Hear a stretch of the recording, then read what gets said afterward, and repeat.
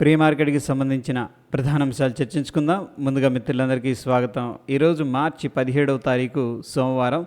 ముందుగా ADR sentiment ఎలా ఉందనేది ఒకసారి చూద్దాం.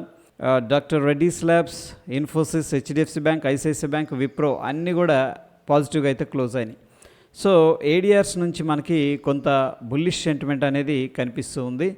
ఇక ఇండియన్ ఇండిసెస్ ఎలా పర్ఫామ్ చేసినాయి అనేది మనం తీసుకున్నట్టయితే నిఫ్టీ రియాలిటీ టాప్ లూజర్లో ఉంది, మీడియా కూడా టాప్ లూజర్లోకి వెళ్ళిపోయింది. అక్కడ నుంచి కూడా ఎఫ్ఎంసీసీ దాకా నెగిటివ్గా క్లోజ్ అవగా పిఎస్సి బ్యాంకుల్లో కొంత రికవరీ అనేది కనిపించింది. మొత్తం మీద అండర్ పర్ఫామ్ చేసిన ఇండియన్ ఇండిసెస్ అనేది క్లియర్గా తెలుస్తూ ఉంది. ఇక గ్లోబల్గా మార్కెట్స్ ఎలా ఉన్నాయి అనేది మనం పరిశీలించినట్టయితే సౌత్ కొరియా కొద్దిగా లాస్లో ఉంది. యూఎస్ 500 కానీ Dow Jones industrial average futures slight నెగిటివ్గా క్లోజ్ అవగా అవి మినహాయిస్తే మిగతావన్నీ కూడా చక్కగా పాజిటివ్గా అయితే కనిపిస్తూ ఉన్నాయి. గ్లోబల్గా మనకి పాజిటివ్ సెంటిమెంట్ అనేది కనిపిస్తుంది. ఇక డౌ జోన్స్ ఇండస్ట్రియల్ యావరేజ్ సంబంధించిన కంపెనీలు ఏ విధంగా క్లోజ్ అయినాయి అనేది మనం పరిశీలన చేసినట్టయితే American Express, JP Morgan, Goldman సాక్స్ అనేది టాప్ గెయినర్స్ లిస్టులోకి వెళ్ళిపోయాయి. Nike, Coca Cola, Procter and Gamble అనేది టాప్ లూజర్స్ లిస్టులోకి వెళ్ళిపోయాయి. మొత్తం మీద Dow Jones industrial average companies దాదాపుగా 80% గ్రీన్లో అయితే క్లోజ్ అయినాయి. సో ఫ్రెండ్స్, ఇక్కడ మనకి మొత్తం మీద కొంత రికవరీ అండ్ పాజిటివ్ సంకేతాలు అయితే కనిపిస్తూ ఉన్నాయి. గ్లోబల్గా ఎకనామిక్ క్యాలెండర్ పరిశీలన చేసినట్టయితే యూఎస్కి సంబంధించి సాయంత్రం 6 గంటలకి కోర్ రిటైల్ సేల్స్ డేటా అనేది రిలీజ్ అవుతుంది. ఇది వెరీ ఇంపార్టెంట్ డేటా అని చెప్పుకోవచ్చు. ఇక ఇండియాకి సంబంధించిన ఎకనామిక్ క్యాలెండర్ అనేది పరిశీలన చేసినట్టయితే బ్యాలెన్స్ ఆఫ్ ట్రేడ్ అనేది మనకి 2 గంటల 30 నిమిషాలకి డేటా రిలీజ్ అవుతుంది. ఇది వెరీ ఇంపార్టెంట్ డేటా ఇండియాకి సంబంధించి. ఫ్రెండ్స్, యూఎస్ స్టాక్ ఫీచర్స్ అనేది స్లైట్ నెగిటివ్గా అయితే క్లోజ్ అయినాయి. ఫ్యూచర్ అండ్ ఆప్షన్స్ నుంచి ఏ ఒక్క కంపెనీ కూడా రిజల్ట్ అయితే ఇవ్వట్లేదు. కొన్ని స్టాక్స్ అయితే బ్యాన్ లిస్టులోకి వెళ్ళిపోయాయి. అటువంటి వాటిల్లో IndusInd bank, Hind copper, SAIL, బిఎస్సి, మణప్పురం అనేది కనిపిస్తుంది. Probably Angel One, Aarti industries కూడా బ్యాన్ లిస్టులోకి వెళ్ళడానికి పాసిబిలిటీస్ అయితే కనిపిస్తున్నాయి. నిఫ్టీ హీట్ మ్యాప్ అనేది మనం పరిశీలన చేసినట్టయితే బిఈఎల్, ఐసిఐసిఐ బ్యాంక్ అనేది స్లైట్ గ్రీన్లో క్లోజ్ అవగా Shriram finance, Tata motors, Hero motor corp అనేది టాప్ లూజర్స్ లిస్టులోకి వెళ్ళిపోయాయి. ఇక స్టాక్స్ సోలార్ ఇండస్ట్రీస్ కానీ క్యాంప్స్లో ఏంటంటే సిగ్నిఫికెంట్గా లాంగ్ బిల్డప్ అనేది జరుగుతూ ఉంది. ఎటువంటి షార్ట్ కవరింగ్ అనేది కనిపించట్లేదు. Bharat forge, Exide industries, Oberoi realty, Hero motor corp, హెచ్ఎఫ్సిఎల్లో సిగ్నిఫికెంట్గా షార్ట్ బిల్డప్ అనేది చూపిస్తుంది. ఇక సెయిల్లోనేమో లాంగ్ అన్వైండింగ్ అనేది జరుగుతున్నట్టు తెలుస్తుంది. ఇక పార్టిసిపెంట్ ఏ విధంగా ఆలోచించి పొజిషన్స్ తీసుకున్నారనేది మనం తీసుకున్నట్లయితే longs 20%, shorts 75%, significant shorts 4%, significant long 1% అనేది కనిపిస్తుంది. మొత్తం మీద ఇంకా మార్కెట్ కిందకి వెళ్తుందన్న ఎక్స్పెక్టేషన్స్లో పార్టిసిపెంట్స్ అనేది ఉన్నట్టు తెలుస్తుంది. ఈ యొక్క పర్టికులర్ చార్ట్ని మనం అబ్జర్వ్ చేసినట్టయితే గత కొన్ని రోజులుగా మార్కెట్ సైడ్ వేస్లో కనిపిస్తుంది. సో మొన్నటి రోజున నిఫ్టీ ఏంటంటే నెగిటివ్లో క్లోజ్ అయింది. ఓపెన్ ఇంట్రెస్ట్ ప్రకారం చూసుకున్నట్టయితే ఇంకా షార్ట్ బిల్డప్ అనేది చూపిస్తుంది. అయితే ఈరోజు ఎటువంటి ఎక్స్పైరీ కూడా కనిపించట్లేదు. పార్టిసిపెంట్ వాయిస్ డేటా అనేది మనం పరిశీలన చేసినట్టయితే ఎఫ్ఐఎస్ అన్నిట్లో కూడా బేరిష్గా ఉన్నారు, ప్రొపరైటరీ అన్నిట్లో కూడా బేరిష్గా ఉన్నారు. ఇక క్లయింట్ మాత్రం అన్నిట్లో కూడా బుల్లిష్గా ఉన్నారు, డిఐఎస్ అన్నిట్లో కూడా బుల్లిష్గా ఉన్నారు. ఎఫ్ఐఎస్ 793 కోట్లు క్యాష్ మార్కెట్లో సెల్ చేశారు.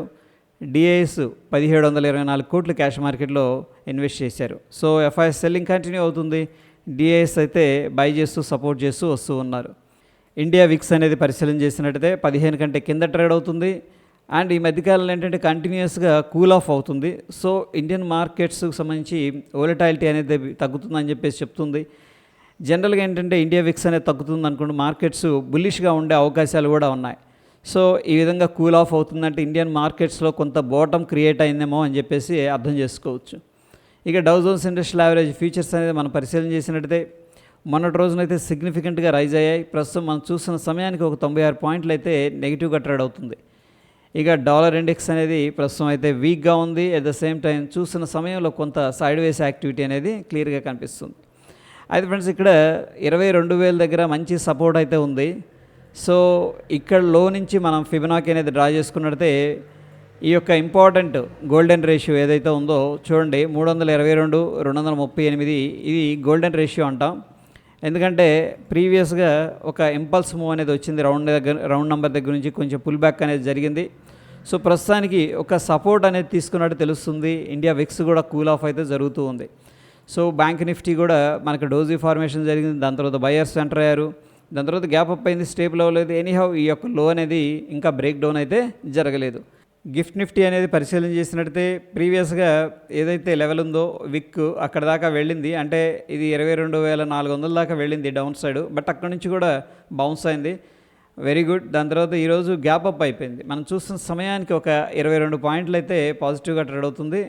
22,565 దగ్గర ప్రస్తుతం ఏంటంటే గిఫ్ట్ నిఫ్టీ ఫ్యూచర్ అనేది ట్రేడ్ అవుతూ ఉండగా 22,444 దగ్గర అప్రాక్సిమేట్ అంటే మన యొక్క నిఫ్టీ ఫ్యూచర్ అనేది క్లోజ్ అయింది.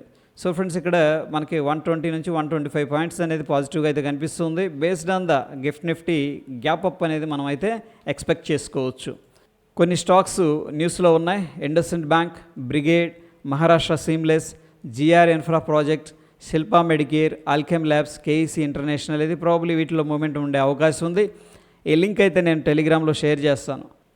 ఇక టెక్నికల్గా సమరీ అనేది తీసుకున్నట్టయితే బ్యాంక్ నిఫ్టీలో డైలీ కావచ్చు, లోవర్ టైం ఫ్రేమ్లో కావచ్చు స్ట్రాంగ్ సెల్ అనేది అడ్వైస్ చేస్తూ ఉంది. అదేవిధంగా నిఫ్టీ పరిశీలన చేసినట్టయితే స్ట్రాంగ్ సెల్ అనేది అడ్వైస్ చేస్తూ ఉంది. ఎనీహౌ ఫ్రెండ్స్, ఇక్కడ గిఫ్ట్ నిఫ్టీ ప్రకారం మనకి ఒక స్ట్రాంగ్ గ్యాప్ అప్ అయితే ఎక్స్పెక్ట్ చేసుకోవచ్చు. అండ్ మోరోవర్ ఏంటంటే ప్రీవియస్గా 22,300, 22,350 అనేది మనకి నిఫ్టీలో స్ట్రాంగ్ సపోర్ట్ ఉండే అవకాశం ఉంది. ప్రస్తుత సిచ్యువేషన్లో మార్కెట్స్లో కొంత పాజిటివ్ సెంటిమెంట్ అయితే డెవలప్ అవుతుంది, ఎందుకంటే విక్స్ కూడా తగ్గుతూ ఉంది కాబట్టి.